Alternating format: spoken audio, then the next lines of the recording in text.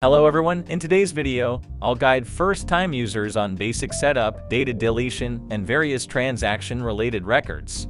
Upon logging in, we can see that the dashboard already has 650,000. The reason is that we have some sample data inside. Please click on the transaction shortcut below where you'll find records of purchasing IVV, winning lottery tickets, and other sample data. The main goal is to understand the functionalities of Vision Money. After purchasing IVV, click on the investment shortcut to view investment performance, generating charts for returns, profit/loss, and investment ratios. As this isn't your input data, you'd probably want to delete it. If you don't see these records, click on Sample Transactions. Take a look at these sample transactions. Now, how do you delete them? In Vision Money, all deletions are done through long pressing, selecting the delete option, and confirming the deletion for each transaction, including account deletions.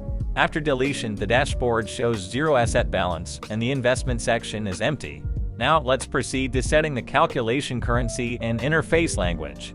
Click on the main menu button, go to Settings and Version, then select Currency for Calculation and choose the currency for calculating total asset value and returns. Click on User Interface Language, select the display language, and remember to close the program and log in again after modifying the language. Return to the main function page from the main menu, click on the account shortcut below to display all account lists. Currently, I only have one account named Cash. If you want to delete an account, make sure it has no cash, securities, or any historical transactions. Long press on the account name to delete. Next, let's assume we have a bank account called Savings Account, categorized as an asset. Initial balance is explained briefly. Set the initial balance for the current month starting on November 10th, and input historical transaction details from this date.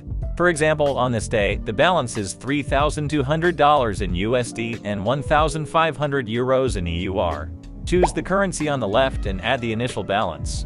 In the case of a trading account, you can input stocks or funds, but let's discuss that later. For now, let's focus on adding USD and EUR. After saving, the bank comprehensive account will have both USD and EUR balances. Next, you can see that the saving account automatically sums up USD and EUR using the latest exchange rate. My chosen currency for calculation is USD, so it's converted into USD.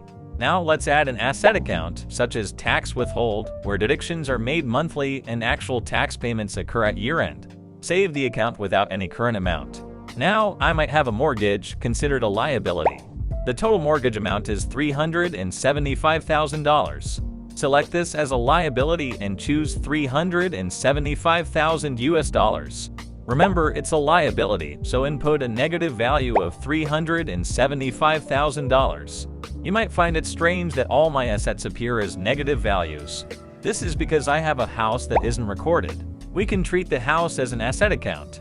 Enter house, determine the current value, let's say $500,000, and save. Now you'll see my assets are positive, including house, mortgage, and savings account. I may also have a credit card, treating it as an account. The balance on November 10th is $384, indicating a liability. Input this as a negative value and save. Now let's move on to transactions. Click on the transaction shortcut to start inputting transaction details.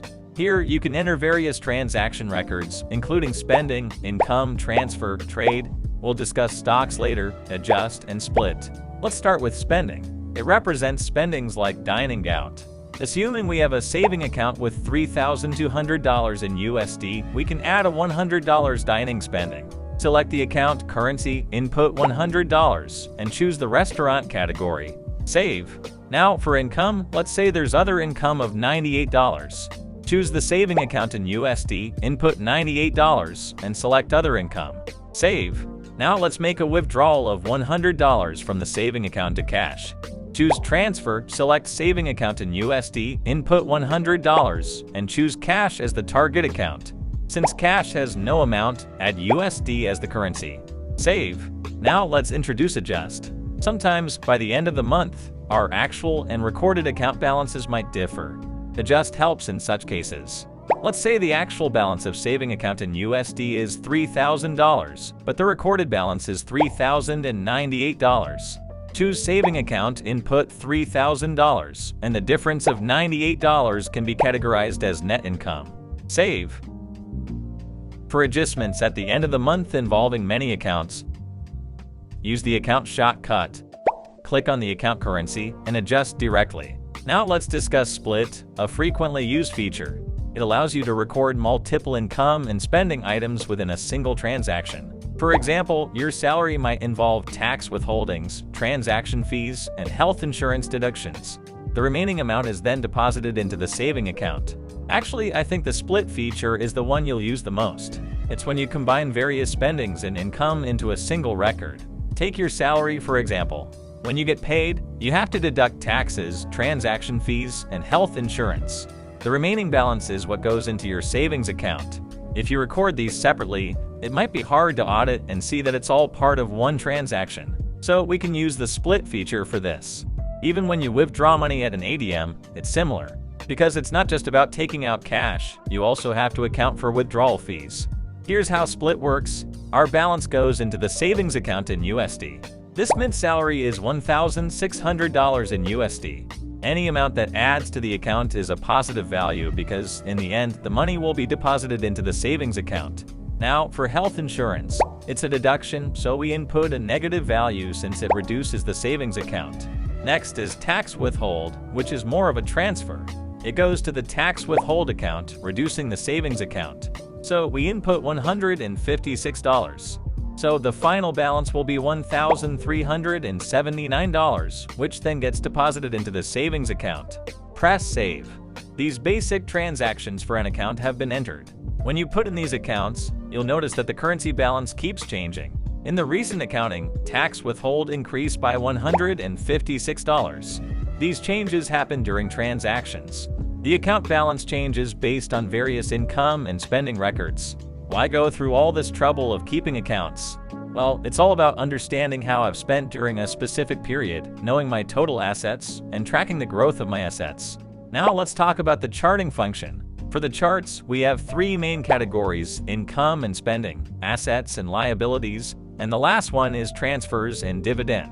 When analyzing income and spending, I can filter transactions. For example, I might want to calculate the income or spendings within a specific time frame or see the income and spendings for a particular account.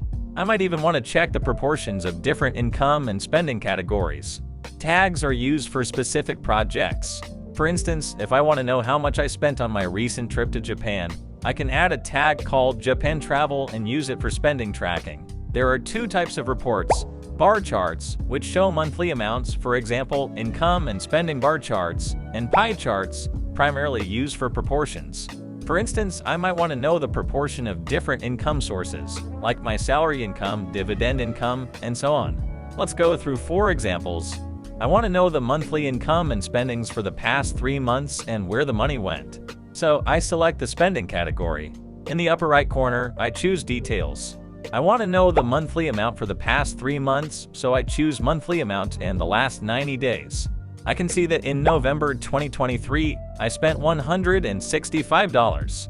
I can select category percentage to see the breakdown. For example, food and health. Clicking in shows more details. Now I want to look at income in the same way. I choose income and select the past 90 days. The proportions of different income sources, like salary and other income, are displayed. Lastly, I want to check if my assets have grown. I select Net Asset, choose All Accounts, and look at the last 365 days. This shows how my assets have grown each month. That covers the functionality of the statistical reports. Thank you.